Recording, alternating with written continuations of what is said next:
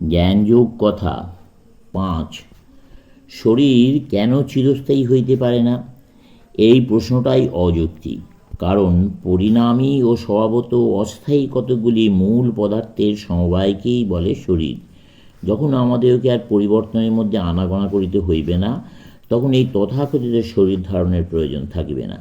দেশ কাল নিমিত্তের অতীত পদার্থ আদৌ জড় হইবে না। দেশ ও কাল শুধু আমাদের মধ্যেই বিদ্যমান। আমরা সেই অবিনাশী সত্তা। সব সাকার বস্তুই ক্ষণভঙ্গুর। এই জন্য সব ধর্ম বলে ঈশ্বর নিরাকার। গ্রিকো ব্যাক্ট্রিয়ান রাজা মেনেন্দার 150 খ্রিস্টপূর্বাব্দে এক বৌদ্ধ পরিব্রাজক সন্ন্যাসী কর্তৃক বৌদ্ধ ধর্মে দীক্ষিত হন এবং তার নাম হয় মিলিন্দ। তিনি তার উপদেষ্টা যুবক সন্ন্যাসীকে জিজ্ঞাসা করেন, বুদ্ধের মতো সিদ্ধ পুরুষগণ কি ভ্রান্ত হইতে পারেন বা ভুল করিতে পারেন?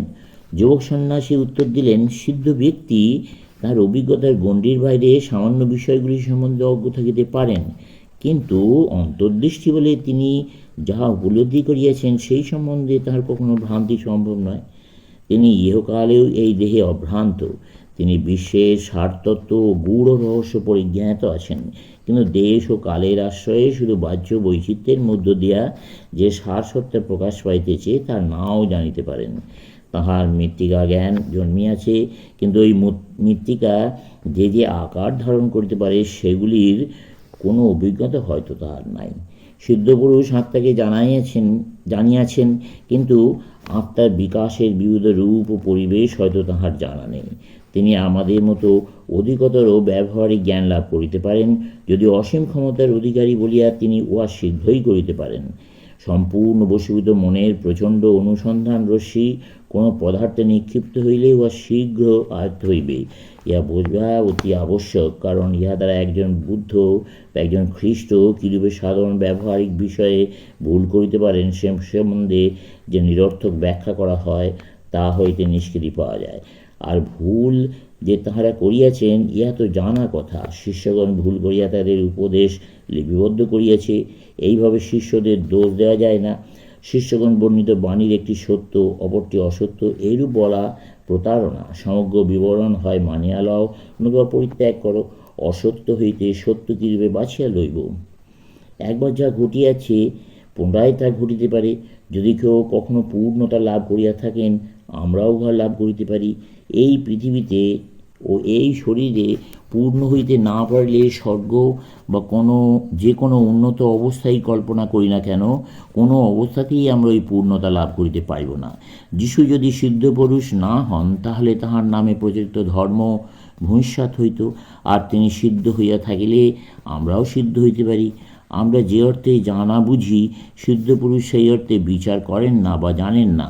আমাদের জ্ঞান তুলনামূলক এবং পরম তত্ত্ব সম্বন্ধে কোনো তুলনা বা শ্রেণীবিভাগ করা সম্ভব নয়। বিচারমূলক জ্ঞান অপেক্ষা সহজ জ্ঞান অল্প ভ্রমাত্মক, কিন্তু বিচার অপেক্ষাকৃত উন্নত, এবং উহা সজ্ঞায় পৌঁছাইয়া দেয়। সজ্ঞা আরও উন্নত। জ্ঞান সজ্ঞার জনক। এই সজ্ঞা সহজ জ্ঞানের মতোই অভ্রান্ত, কিন্তু উচ্চ স্তরে। প্রাণীজগতে অভিব্যক্তির 3টি স্তর বিদ্যমান: অবচেতন, যন্ত্রবৎ, অভ্রান্ত। 2 সচেতন, বিচারময়, ভ্রান্ত।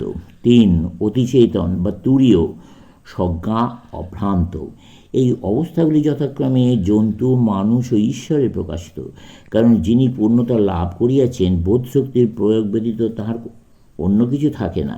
তিনি নিজের জন্য কিছু কামনা না করিয়াই জীবের মঙ্গলার্থে জীবন ধারণ করেন।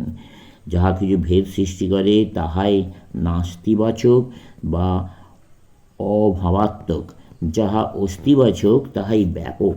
যা আমাদের সাধন সম্পত্তি তাহাই সর্বাপেক্ষা ব্যাপক, সেইটি সত্তা। প্রকৃত নিয়ম হইতেছে জগৎ ব্যাপারের পারস্পর্য ব্যাখ্যা করিবার একটি মানসিক সংকেত সূত্র। কিন্তু এমন কথা বলা চলে যে বাস্তবিক সত্তারূপে ইহার কোনো অস্তিত্ব নাই। এই জগৎ প্রপঞ্চে সংঘটিত কতকগুলি ঘটনা পরম্পরা প্রকাশ করিবার জন্য আমরা নিয়ম শব্দ ব্যবহার করি।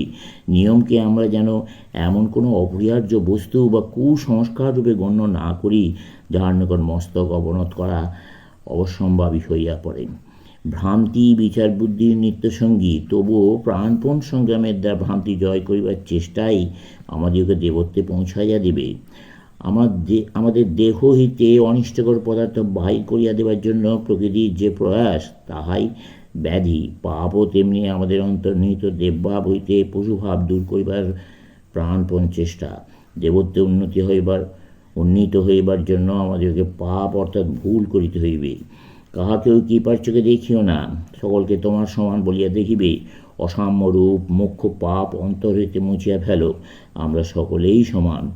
আমি ভালো, তুমি মন্দ, আমি তোমাকে সংশোধন করিবার চেষ্টা করিতেছি, এইসব ভাব যেন আমাদের মনে উদিত না হয়, সমস্তই মুক্ত মানুষের লক্ষণ। যিশু ভিন্ন পাপীদের কাছে গিয়া তাহাদের সহিত বাস করিতেন।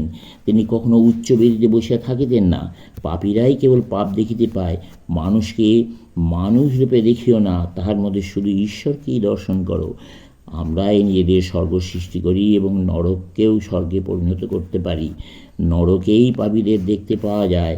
যতদিন আমরা আমাদের আশেপাশে পাপীদের দেখি, ততদিন আমরা নিজেরাই নরকে আছি। আত্মা দেশকালের অতীত, আমি সচ্চিদানন্দ সৌহং, ইহা উপলব্ধি করো। জন্ম মৃত্যু উভয় অবস্থাতেই আনন্দে থাকো। ঈশ্বর প্রেমে সদা মাতোয়ারা হও। দেহের বন্ধন হইতে মুক্ত হও। আমরা দেহের দাস হইয়াছি, শৃঙ্খলকে বুকে জড়াইয়া ধরিতে শিখিয়াছি এবং দাসত্বকে বরণ করিয়া লইয়াছি। আমরা এতদূর দাস হইয়া পড়িয়াছি যে এই দেহবন্ধনকে চিরস্থায়ী করিতে ইচ্ছা করি এবং চিরদিন দেহবুদ্ধি লইয়া থাকিতে চাই। দেহাত্মবুদ্ধিকে আগ্রায় থাকিও না। কিছুতেই বর্তমান জীবনের মতন আর একটি ভাবি জীবনের আকাঙ্ক্ষা করিও না। এমনকি অতি প্রিয়জনের দেহ ভালোবাসিও না এবং তাহাদের দেহ কামনা করিও না। এই জীবনেই আমাদের শিক্ষাদাতা। মৃত্যু সেই শিক্ষা নতুন করিয়া আরম্ভ করিবার সুবিধা দেয় মাত্র। এই দেহ বিদ্যালয়ের শিক্ষকের মতো, কিন্তু আত্মহত্যা কেবল নির্বুদ্ধিতা। ইহা শুধু শিক্ষককে হত্যা করার মতন কাজ। আবার অন্য দেহ ধারণ করিতে হইবে। সুতরাং দেহাত্মবুদ্ধির অতীত অবস্থায় উন্নীত না হইলে বারংবার দেহ ধারণ করিতে হইবে। তাই একটি দেহ নষ্ট করিলে অন্য একটি দেহে আশ্রয় করা ছাড়া গত্যান্তর নেই। তবুও আমরা যেন কিছুতেই দেহাত্মবুদ্ধি না রাখি, দেহটিকে যেন শুধু পূর্ণতা লাভ করিবার যন্ত্রস্বরূপ মনে করি। রামের ভক্ত হনুমান স্বীয় অনুভূতি সংক্ষেপে কয়েকটি কথায় ব্যক্ত করিয়াছেন। হে প্রভু, যখন দেহবুদ্ধি থাকে তখন আমি তোমার হইতে সম্পূর্ণ ভিন্ন, আমি তোমার দাস। যখন আমার জীব বুদ্ধি হয় তখন আমি জ্যোতির্ময় তোমার অংশ, একটি স্ফুলিঙ্গে মাত্র। কিন্তু যখন আত্মবুদ্ধি হয় তখন আমিও তুমি এক।